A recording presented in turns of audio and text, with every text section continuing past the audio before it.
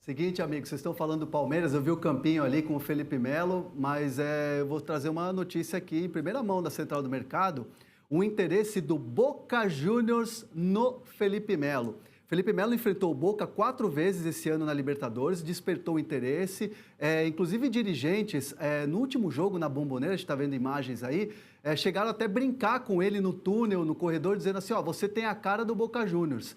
Esse interesse foi confirmado pelos empresários do Felipe Melo, mais de um contato, só que é o seguinte, eles sondaram mais ou menos como é que está a situação do Felipe Melo no Palmeiras, que tem mais um ano de contrato e tem um alto salário.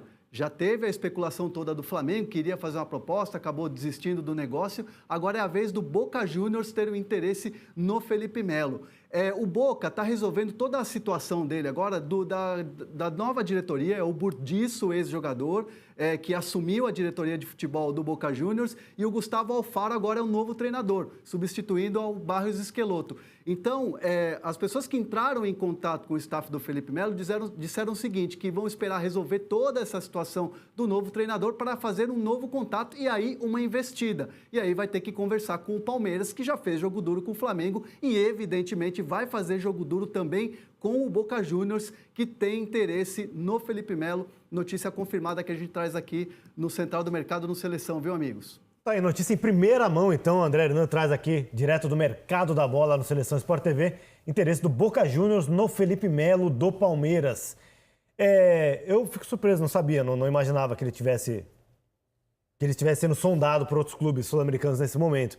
Pela idade dele, pelo valor dele, que não é qualquer mercado, Cereto, que tem bala para contratar Felipe Melo. De fato, ele tem a cara do Boca, né? Ele é um jogador que tem o perfil do Boca. Mas sei lá, não sei, eu não contrataria o Felipe Melo, para ser bem direto. Assim. Se você fosse o dirigente do clube? Assim. Eu não contrataria. Eu acho que primeiro que eu não acho... eu acho que ele é um bom jogador, mas eu não acho ele um excepcional jogador. Acho que o Palmeiras teve o Thiago Santos, por exemplo, ali, que fez a função... Ótimo marcador. De uma maneira excepcional também. Ele tem uma liderança, mas nem sempre a liderança é positiva. Então você tem que saber administrar o Felipe Melo ali. É um fio desencapado que pode estourar a qualquer momento. O Felipão foi muito bem nessa questão. E quando ele foi expulso aos 2 minutos de jogo na partida contra o Cerro Porteño, né? Cerro. Ele poderia ter enfiado o Palmeiras no saco, né? Mas o Palmeiras conseguiu a classificação, mas conseguiu a classificação no sufoco, dentro de casa. A partir dali, o Felipão encostou o Felipe Melo e falou assim, olha, presta atenção no Felipe Melo. Mas se é outro técnico, a coisa poderia ter desandado. Mas enfim. Tem o pacote Felipe Melo, né? Tem o pacote. Quando você contrata o Felipe Melo, você sabe que você está contratando todo o pacote que você vai ter que administrar. Pet, no total, 18 brasileiros já defenderam o Boca. Isso tem pacote. Então, gostam de falar desse nome. O que significa tem pacote? As características que o Felipe Melo leva junto com o futebol dele. Cada um. Todo mundo é assim. Todo mundo tem pacote. Assim. Por isso estou dizendo, por que tem pacote? Tem que dizer, tem pacote ruim. Misturou tudo, não dá certo. Porque todos nós temos nossos pacotes. Todos. Eu acho que no caso do Cada Felipe... jogador que é contratado tem suas particularidades. Tem suas características, tem seu perfil. Cada um. É que o Felipe ele tem muita força. Assim, as características dele são muito fortes. A liderança que o Cereto destacou tem o lado positivo, tem o lado negativo. A questão do alto número de cartões que ele recebe ao longo da temporada chama atenção. Enfim, a imposição dele dentro de campo, para o bem e para o mal, se destacam muito. Ele é um jogador que chama atenção pela bola, pelas entrevistas, pela postura dele. Então, acho que no caso dele, a gente fala muito de outras características porque elas são fortes, elas têm destaque. Não é necessariamente uma crítica, é também um elogio. Ele não teve, por exemplo, um bom relacionamento com o Cuca. O Felipão já conseguiu segurar a onda dele. Ele chegou no Palmeiras, à época, deu uma entrevista dizendo que ia botar dedo na cara do uruguaio, ia bater no uruguaio, e deu uma confusão danada no jogo contra o Peñarol mesmo. Tapa na cara com responsabilidade.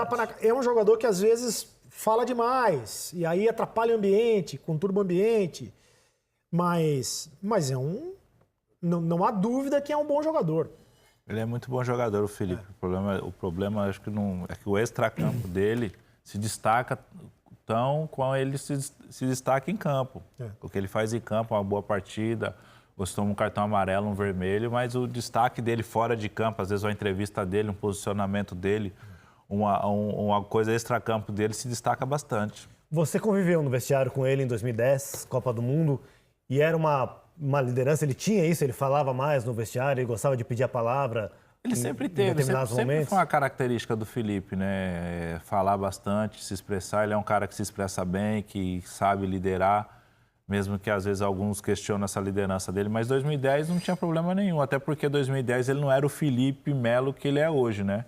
Já que 2010 tem um divisor da carreira dele, que foi aquela que ele ficou marcado pelo aquele jogo da Holanda, que ter sido expulso.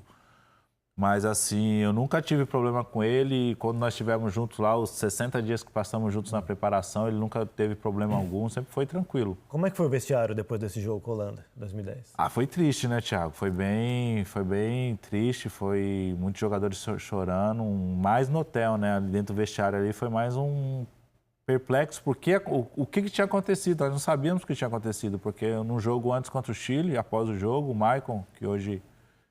Na época eu jogava na Inter, jogava com o Schneider, jogava com os holandeses na Inter. Quando acabou o nosso jogo, a Holanda tinha jogado antes, né, que o Brasil e Chile. E o Michael ligou para eles e o Schneider falou, a Copa do Mundo acabou para nós, vamos pegar vocês agora, o Brasil estava bem, acabou o nosso sonho. E primeiro tempo fenomenal, 1-0. E no segundo tempo o jogo virou de uma hora para outra. Então o vestiário estava muito hotel, pós-jogo, a volta para o Brasil. Tem alguma imagem que te marca, assim, quando você lembra desse episódio? Olha, depois quando nós chegamos no hotel, na hora da janta, o Júlio César pediu a palavra. E ele falou algumas coisas que talvez ali poderia ter sido a última Copa do Mundo dele, a última chance dele, que sempre foi o sonho dele. E ele se emocionou bastante, muitos jogadores se emocionaram, então foi um momento ali de muita emoção, porque era o sonho de todo mundo que está ali, como foi 2014, como foi 2018, e aconteceu tudo aquilo, então marca bastante, né? Boa. Mas você acha que existe uma implicância com o Felipe Melo? Não, Você acha que as críticas são exageradas? Não, logicamente ele procura um pouco disso, né? Mas não deixa de ser útil, importante, e foi muito importante nessa conquista do Palmeiras. E quando foi mais importante? Quando o Palmeiras olhou para o Campeonato Brasileiro. Quando o Felipe Melo teve problemas e depois disso se assentou, começou a jogar e fez os gols importantes. Sim. Então, a final do Felipe Melo foi bem melhor do que, digamos, final do Campeonato Brasileiro, do que até então, enquanto estava no Libertadores. Isso estava mais perturbado, mais problemático, mais chamando muito a atenção, até expulsão, até as faltas, até as brigas. A partir do momento, quando foi muito criticado e quando falaram, até inclusive, alguns falaram, não, acabou para ele no Palmeiras, se eu fosse eu expulsaria. Não. Você fechou, deve ter tido uma conversa, e o Felipe Melo se concentrou de fazer aquilo para que foi trazido. Claro. E essa última resposta dele foi muito boa. Até quebrou o recorde de não levar cartão amarelo, 4 ou 5 jogos seguidos. Faria falta ao Palmeiras se saísse? Mesmo com esse elenco todo? Eu acho que mesmo quando o Palmeiras tem uns 30 jogadores bons, que ele está mostrando agora, eu acho que o Felipe Melo, esse ano, foi peça muito importante. E quando sai uma peça muito importante, sempre faz falta. Logicamente, você tem uma expressão que na Sérvia faz que um pássaro não faz a primavera. Mas... Bonito, gostei mas é dessa importante. expressão. Mas é importante. Já estamos no verão, mas eu gostei. Como também tem outra, né, que diz se um não está, a gente pode ser ele e tem que ir ser ele. Então, claro, tem que ser. Então vamos lá. Claro, mas se tiver... Aqui é contribui muito. Uma andorinha só não traz o verão. Isso. É o mesmo sentido. Que não lembrava o nome do pássaro. Andorinha. Mas o jogador É isso, Alasta, chama Alasta. Mas o Felipe fez uma grande temporada, assim como ele fez nos clubes que ele passou, no Galatasaray, na Fiorentina, na própria na Inter. O Felipe, eu acho que o que pesou muito para ele, acho que até a própria seleção brasileira, no pós-Copa do 2010, o Felipe ainda tinha condições de continuar sendo chamado pela seleção, porque ele jogou em alto nível na Europa. No Galatasaray ele tinha chance, mas aí, como Infelizmente, o futebol brasileiro marca alguns jogadores de certa forma e fechou essas portas para ele. Mas até hoje eu não acho estranho esse interesse do Boca, não, que ele é a cara do Boca mesmo e eu acho que ele tem condições. Eu acho que se ele sair, eu acho que ele sair do Palmeiras não contrataria. hoje, Eu não contrataria, mas aí é uma questão muito particular de gosto de jogador. Eu reconheço que ele é um excelente jogador, reconheço, como disse o Pet, que depois do enquadramento, depois que ele foi enquadrado, ele começou a dar menos defeito, né? Porque começou a tomar muito cartão, continuou tomando muito cartão, ficou uns 4 jogos sem tomar, mas se você pegar o número de vezes que ele ficou fora do Palmeiras porque estava suspenso, precisa ver aí a relação custo-benefício. Começou a dar menos entrevistas, né? Começou a tumultuar menos o ambiente. Ele é um jogador de seleção brasileira, ele tem uma Copa do Mundo né? Acho ruim o cara ficar marcado por causa de um lance, acho péssimo isso, mas eu não contrataria. Só de expressão, lembra que no Japão tem uma expressão que é o prego que se destaca é martelado.